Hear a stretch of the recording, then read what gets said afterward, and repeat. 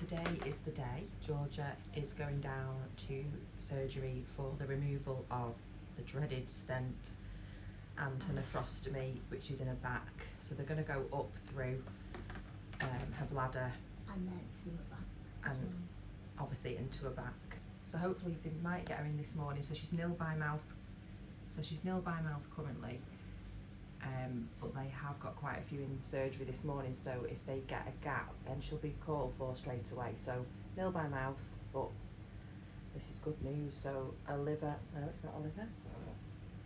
A kidney levels have remained stable since the weekend, which is really encouraging. And they're not quite sure what George's baseline kidney levels are, so they're happy that they've stayed stable for the last 4 or 5 days. So today's the day. To get it done now. I'm in so much pain, so it's almost like a relief now to have this done. Yeah. Because it will just be instant moving. Of course, yeah. Because I'm had enough of this pain. It's so bad. So it would be so nice to have it done and get that. It's out.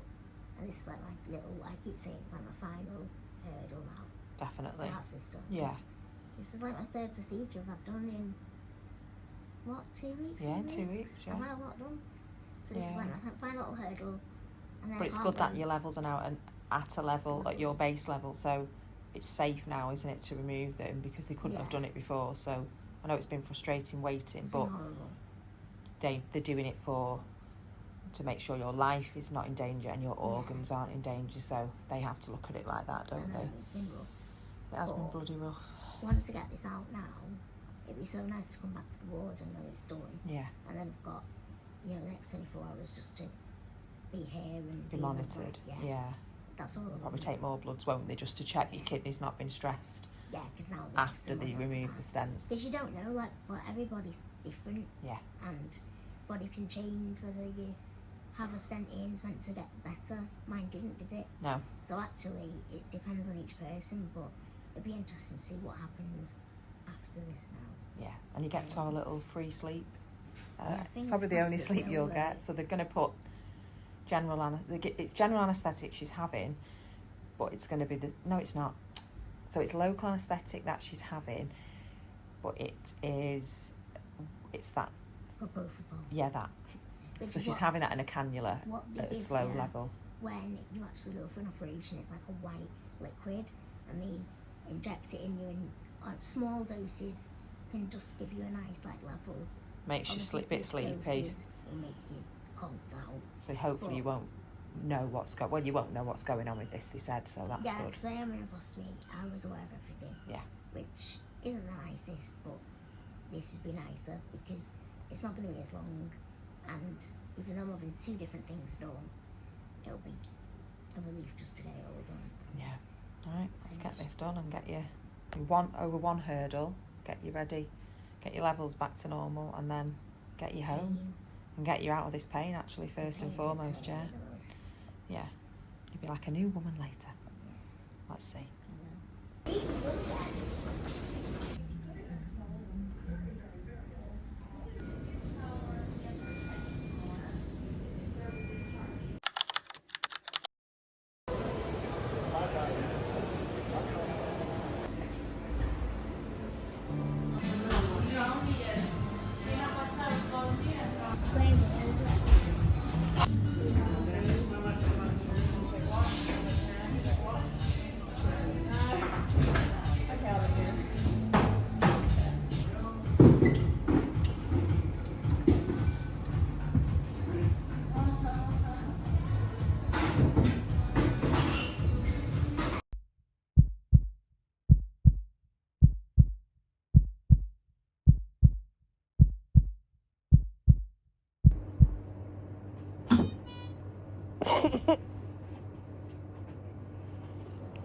You know that for sure. Look how big my arm is. Look how big look how big my arm has gone. So yesterday, the last clip would have been me in recovery because I had my stent and my nephrostomy removed. I actually managed to, I was actually managed to have the procedure done under gas and air, and I was meant to have propofol, which is what they put you to sleep when they do any kind of surgery. It's the kind of like white liquid that they inject in you and you go to sleep for an operation. So I was meant to have a lovely little nap, and in the end, as you probably can see, my arm blown up and my cannula packed in. Look at this, like, I've got a whale of a hand. My arm is just a mess. So there was no point at the time trying to find a new vein because I've run out of veins. So I ended up having to go through the stent removal, which is actually like a camera, and they go up your urethra, full on. Urethra Franklin. Full on, like, you know, the lady bits were out, fully, no shame, and they pulled the stent out, which obviously goes from the bladder, all the way up into the kidney.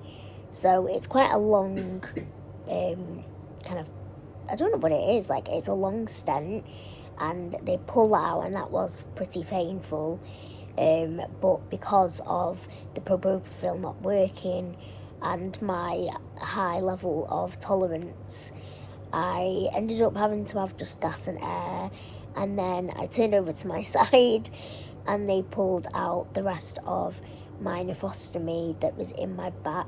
So I've got a dressing on my back right now, which is what I had last year, and that heals on its own with a dressing on. And Mum calls it the eye because it looks like an eye, because your body just heals naturally, without stitches. And then looks like a weeping eye. Yeah, it's not nice. It hurts. I'm feeling tender, in a bit of pain, but that's just to be expected.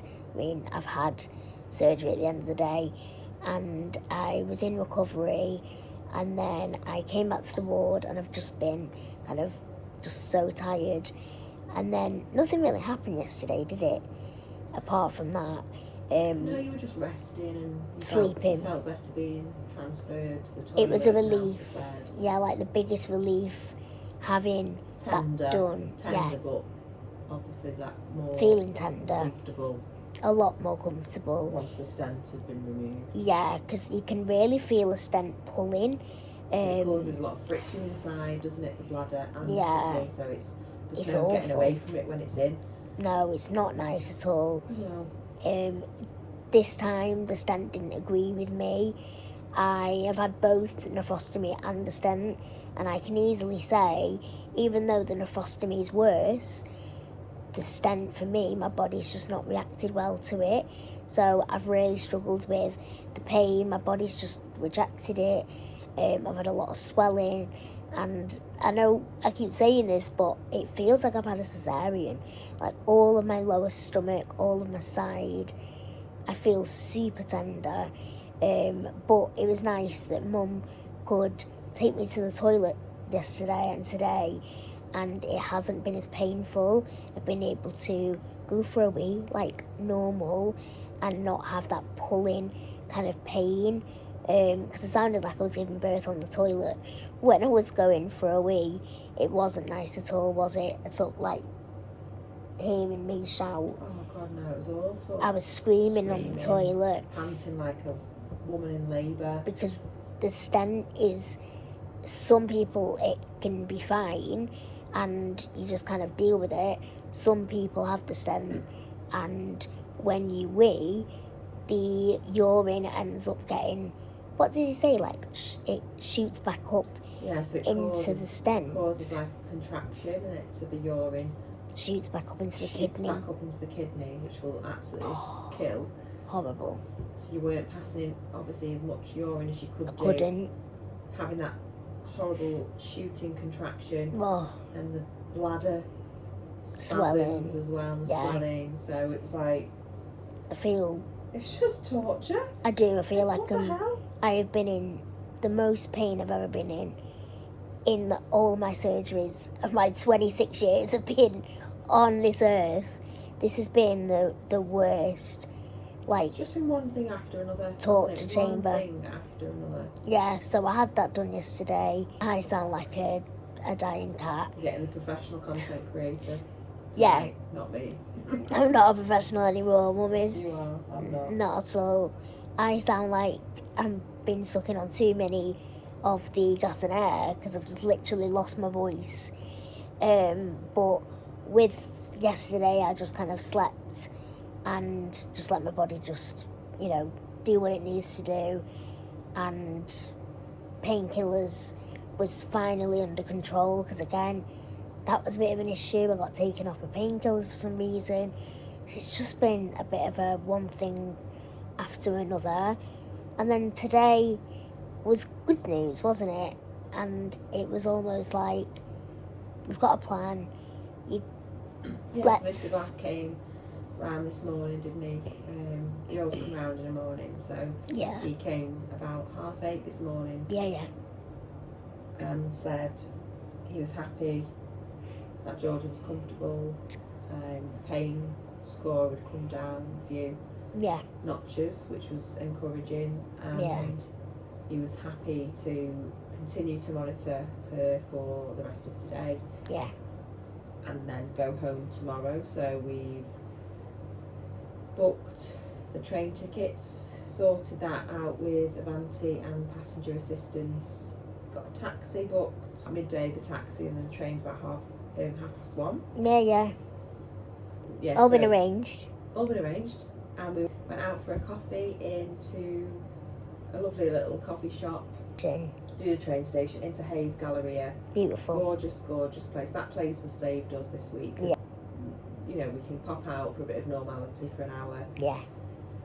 Georgia said she felt a little bit cool, which I thought was probably because you've not been off the ward, and it was warm here today, wasn't it? It was like 21. 21. Yeah, 21.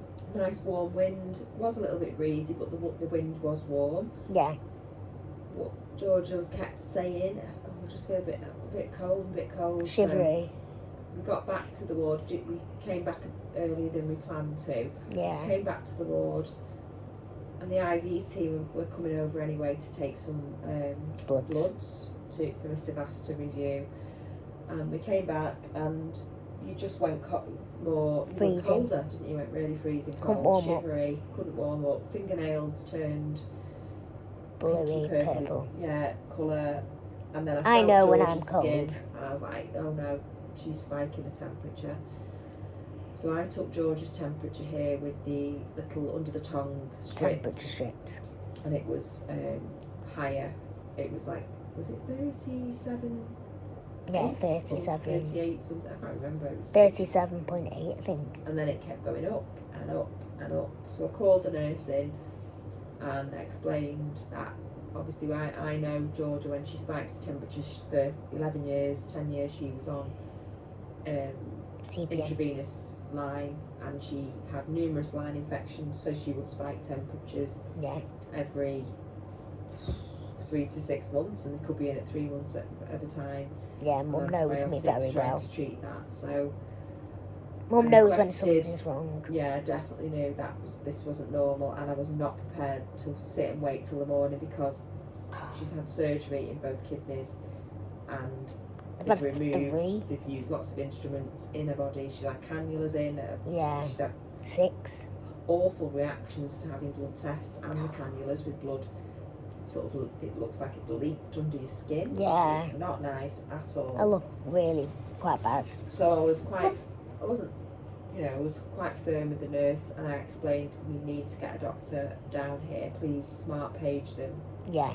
To review Georgia, and then escalate that then to the IV team and the anaesthetist. Yeah. Because she needed to have a cannula put back in her arm. And bloods.